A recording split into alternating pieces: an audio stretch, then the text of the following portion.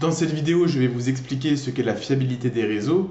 Alors la fiabilité des réseaux, c'est quelque chose d'extrêmement important à comprendre puisque c'est la pierre angulaire, la base de tout ce qu'on va voir par la suite et des raisons pour lesquelles on va mettre en place certaines technologies, certaines architectures. Et c'est extrêmement important de comprendre pourquoi est-ce qu'on a besoin d'utiliser ces fonctionnalités. Tout d'abord, un réseau fiable, c'est un réseau qui est tolérant aux pannes. Qu'est-ce que ça veut dire? Ça veut dire que si jamais un câble est arraché, si jamais un équipement se met à ne plus fonctionner correctement d'un coup, eh bien il faut que les utilisateurs qui sont dans l'infrastructure puissent continuer à avoir accès à leurs données, à Internet, à l'ensemble des applications dont ils ont besoin. Et ça, on va pouvoir le mettre en place notamment grâce à ce qu'on appelle de la redondance.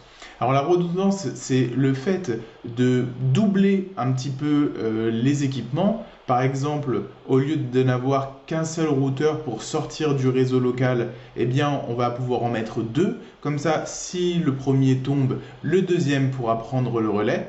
De la même manière, plutôt que de n'avoir qu'un câble qui relie l'ensemble du réseau au routeur, eh bien on va pouvoir mettre deux câbles au cas où justement celui-ci viendrait à tomber.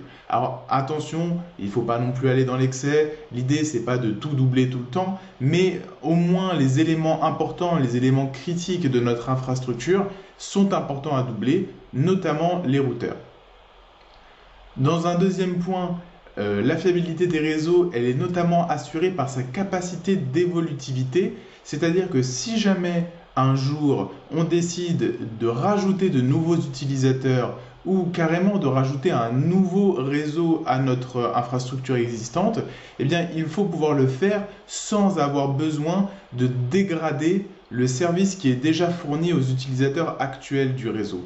Et donc c'est pour ça que d'un point de vue architecture, il faut toujours penser son infrastructure de manière à ce qu'elle puisse évoluer sans problème par la suite. Dans un troisième point, la qualité de service, c'est aussi quelque chose de fondamental. Pourquoi ? Parce que dans les infrastructures des organisations actuelles, on a en général ce que l'on appelle de la TOIP. Donc la TOIP, c'est le fait de pouvoir utiliser la téléphonie de la société via Internet. Ce qui fait qu'on va avoir la cohabitation dans notre réseau d'ordinateurs qui vont être utilisés par les salariés, d'imprimantes, de serveurs et de téléphones. Et vous imaginez bien que les communications téléphoniques sont un petit peu plus importantes que le fait qu'un salarié veuille télécharger un document sur Internet. Puisque si votre directeur général est en communication et que ça n'arrête pas de couper, je ne suis pas sûr qu'il apprécierait. Donc, on va mettre en place ce que l'on appelle de la qualité de service qui va nous permettre de prioriser certains types de trafic par rapport à d'autres. On va dire par exemple, eh bien, je veux que 75% du canal disponible pour les communications soit réservé uniquement pour le téléphone et les 25% restantes pour le reste des communications. Alors, c'est un chiffre arbitraire en général, ce n'est pas toujours ce qu'on fait, mais l'idée, c'est vraiment de réserver un certain nombre de ressources disponibles pour un type de trafic. En général, le type de trafic que l'on laisse complètement de côté, qui est en bas du classement, c'est souvent le trafic FTP, mais on parlera de ça un petit peu plus tard. Le dernier point pour la fiabilité des réseaux, c'est la capacité à le sécuriser. Alors, quand on parle de sécurité, c'est extrêmement large, mais la principale idée, c'est de protéger nos données.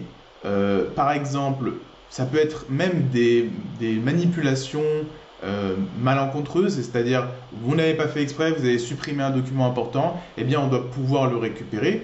Mais il faut également penser aux attaquants potentiels et donc on va chercher à configurer nos équipements réseau de manière à ce qu'ils ne puissent pas être pris en main par un attaquant, donc en mettant notamment un nom d'utilisateur et un mot de passe, en réservant les accès à cet équipement uniquement aux adresses IP qui appartiennent aux membres de l'IT de la société. Enfin, on peut voir énormément de choses. D'ailleurs, on va les voir un petit peu plus tard dans ce cours. Mais vraiment, protéger ces données, les garder confidentielles et de la même manière, être capable d'empêcher les attaquants de prendre la main sur nos équipements à distance. On va notamment utiliser ce qu'on appelle des firewalls.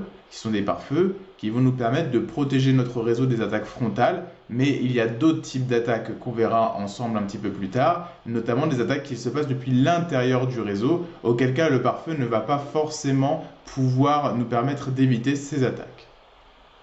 Voilà, j'espère que c'est un petit peu plus clair pour vous. La fiabilité des réseaux, c'est la sécurité, la qualité de service, l'évolutivité et la tolérance aux pannes. Si vous avez ces 4 points en tête, par la suite vous allez comprendre pourquoi est-ce qu'on met en place certaines fonctionnalités et pas d'autres.